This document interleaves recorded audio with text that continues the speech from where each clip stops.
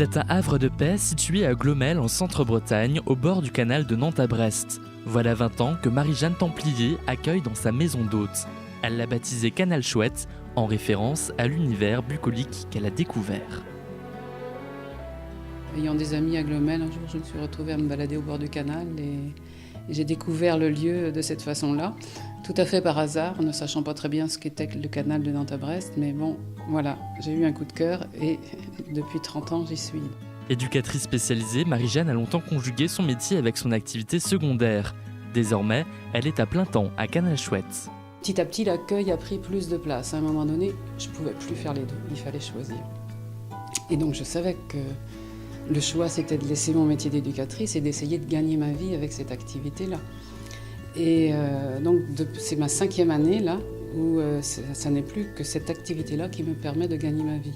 Donc là, il y a eu un changement important quand j'ai laissé le métier d'éducatrice et que je suis devenue vraiment professionnelle avec cette activité d'accueil.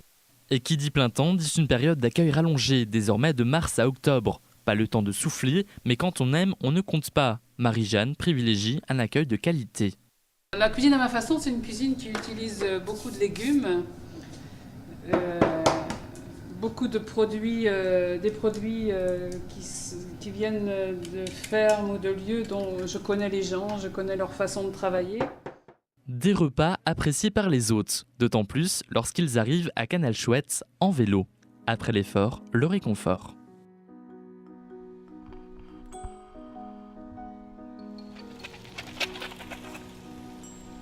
C'est tout l'univers du canal que j'ai peu à peu découvert et qui m'a beaucoup plu.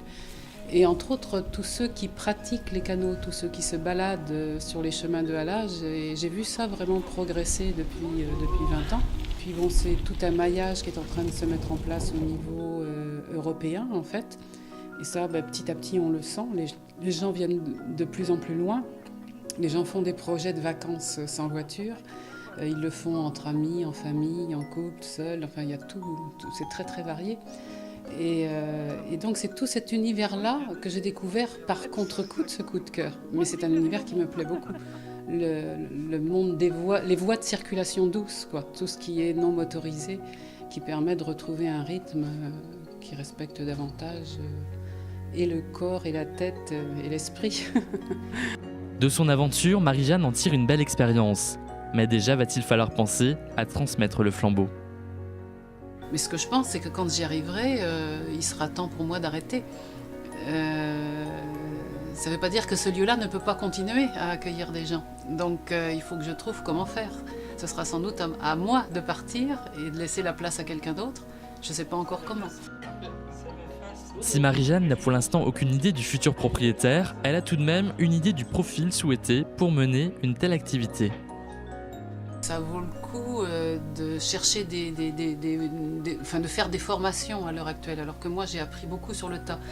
Mais je pense que c'est un secteur professionnel, enfin c'est un secteur qui se professionnalise, tout cet accueil touristique, et qui va, je pense, permettre à de plus en plus de personnes de vivre de ça.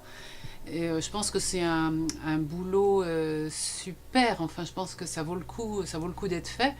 Il y a beaucoup de richesses à trouver là-dedans, mais je pense que il faut prendre le temps d'aller rencontrer des gens qui pratiquent et puis de se former. Si on tient dans la durée, si on a la persévérance et le courage de tenir, parce qu'il faut un certain courage, parce qu'il y a des grosses journées de travail, au bout du compte, on voit le monde venir quand même.